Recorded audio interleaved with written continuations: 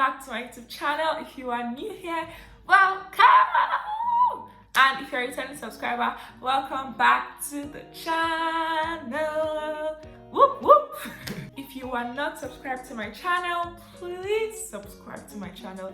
I'm almost at 1,000 subscribers, so please subscribe to my channel, join the family, join the community, and help me grow on YouTube. I'm currently doing a series where I'm sharing helpful tips for people planning to relocate to the UK or whichever country. I have 2 videos up already. The first talking about accommodation, and the second one talking about how to pack and what to pack when you're relocating. So if you haven't watched those, please watch those videos. I'm going to leave it linked here and also in the description box, right? So watch those videos.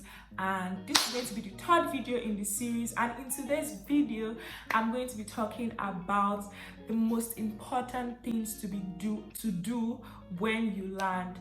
And I'm going to be using the UK as a reference just because I cannot keep on saying where you land everywhere, so I'm just going to be saying when you land in the UK. So right, also because I'm in the UK, so I'm going to be using the UK as a reference. So get your pen, get your papers, because I have it here. I've done my research, and from my own personal experience, I'm going to be sharing 4 important things to do when you get to the UK. And at the end, I'm also going to be sharing apps that would be very, very, very useful for you as a new person in the UK or whichever country you're going to. Before I start, I want to quickly give you guys 4 tips on just traveling tips, general tips. And the first thing is, do not buy a SIM card from the airport or at the airport. You guys, I made this mistake. I got a SIM for £30 at the airport, and it only gave me about 5 gig or 10 gigabytes for a month.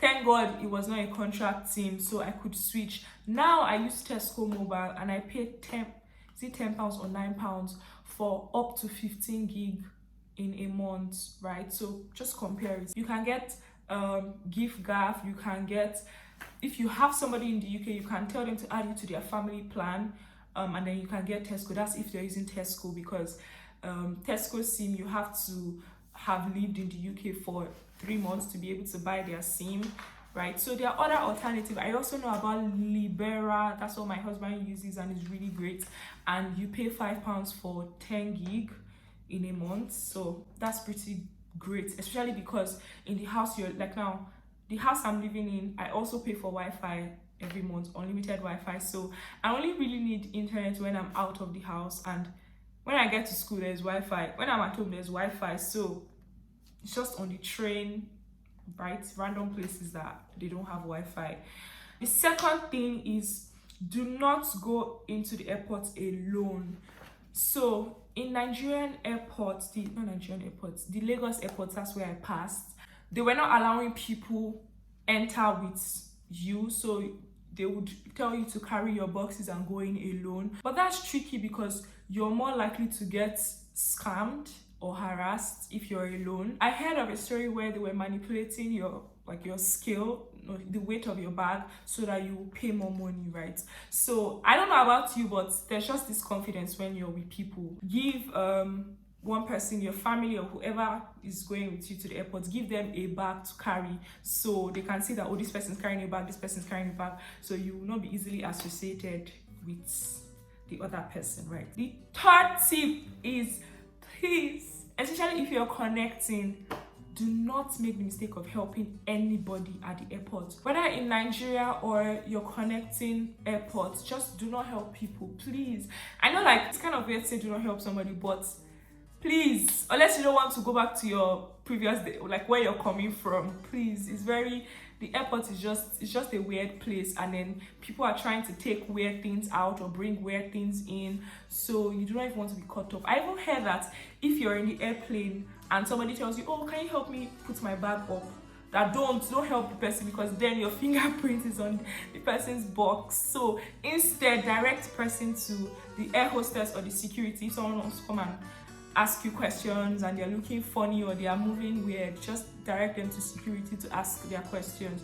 The worst is for someone to tell you, please, can you help me watch my bag? Guys, come on, no, don't do that. And then the last thing is to be very, very alert when you're at the airport.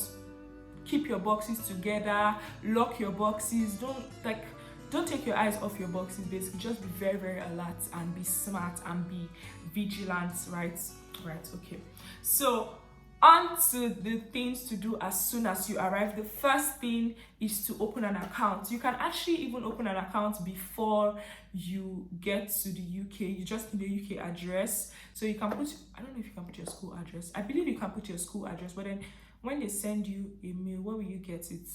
Just look for somebody like a friend or a family and put their address. So you can open Monzo Bank. I use Monzo Bank. I've been using Monzo Bank since I came to the UK and it's really great. So I highly recommend Monzo Bank. You can also open Lloyds Bank when you get to the UK. They don't ask you for a student letter and they don't ask you for proof of address, I believe.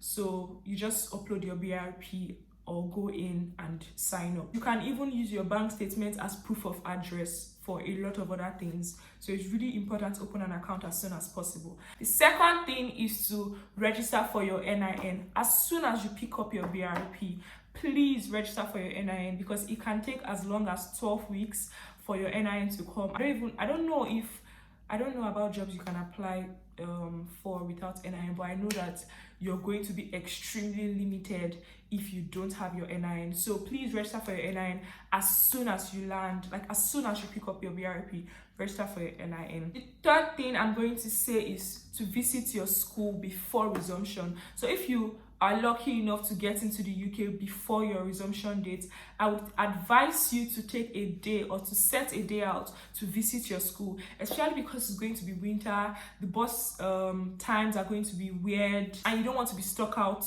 in the cold or in the snow because you don't know, you came off at the wrong stop or you came off early, or you don't know. To familiarize yourself with the environment because it's really tricky. The UK system it takes time to get used to it, right?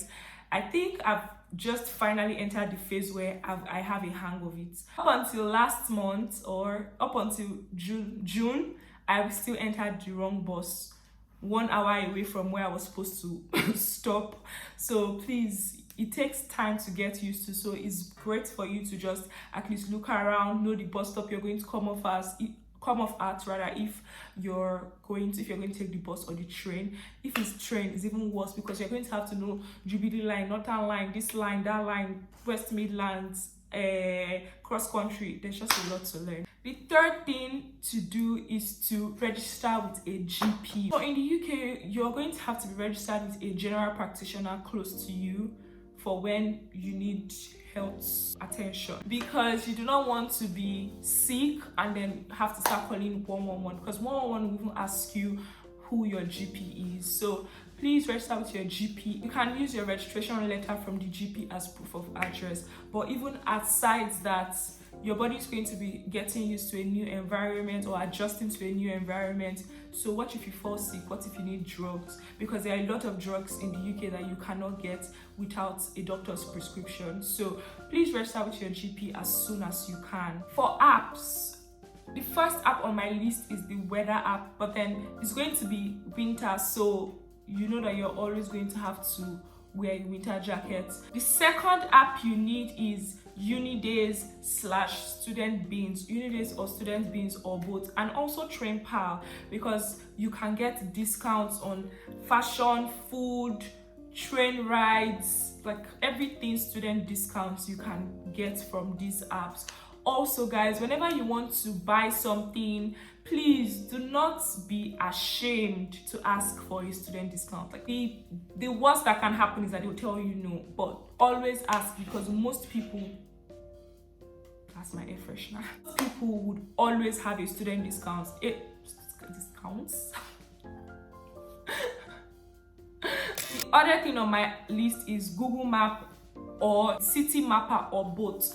The difference between Google Map and City Mapper is that City Map tells you to like come off at the next bus stop. It tells you how much you're going to pay. It tells you a lot, right? If you don't have City Mapper in your city, you can download Google Map. Google Map is absolutely amazing. It tells you the bus stops. It tells you the different buses that stops at that particular bus stop.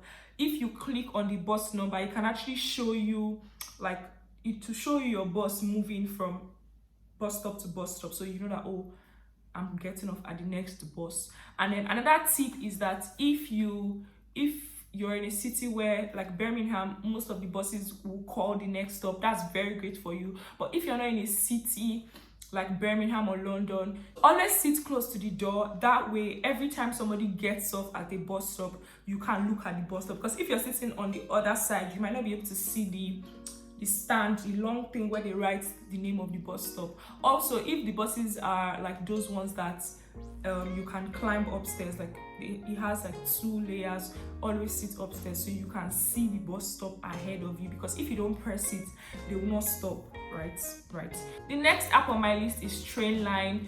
If you're going to be using the train, you actually need Trainline. Also, get a rail card as soon as you can. It's £30, but you get up to, is it 30 or 70% off train rides if you have a train card. You can get that for £30 on the Trainline app, right? And it lasts for a year. The next thing is your city bus app. Some cities, I don't know, I to be honest, I really don't know, because the last city I was in, when I used to live in Northampton, the general bus thingy there was Stagecoach, right? So I just downloaded the Stagecoach app. But for Birmingham, I don't really know the names because there are different types of buses that you see everywhere. So maybe Google Map will work for you, but if not, just download the bus app. That if you're like in Northampton, you know that you have to download Stagecoach. If not, just use Google Map. You can see all the buses, you see the times, you see the delays, you see everything. Next app on my list is your bank app. So you can download Lloyds, Monzo, all the bank apps. Basically, you can do a lot from it. You literally do not have to go to the bank to do anything. So the last app on my list would be your university app. Guys, you can do everything from on your university app. You can borrow a book, you can chat with your lecturer, you can chat with your classmates, you can check your timetable, you can sign your attendance. I hope you know you sign attendance in the UK, sha. If you don't sign attendance, they'll report you to immigration that you are not doing what you came to school to do. So download your university app. It is very important. You can get updates from there. Everything you need to know about your university is there. Your grades also, you can check your grades, you can submit your assignments. It's really all encompassing, right? So yeah, okay guys, that is all in this video. I hope you enjoyed it. If you did, please give this video a big thumbs up, subscribe, share, leave a comment in the comment section below. Let me know what you think. If you've moved, add your own tips in the comment section. Let others learn from you. Yeah, so again guys, please do not forget to subscribe. I'm almost at 1,000 subscribers, and it would be nice to get to 1,000 subscribers finally, after how many years. So guys, my next video, I'm going to be sitting with my friend and asking her general questions about living in the UK as a single person, cost of living, paying your school fees when you get here, jobs. So if you have any question for Kemi, let us know in the comment section, and she will definitely answer those to the best of her abilities. Right, I'll see you guys in my next video. Bye.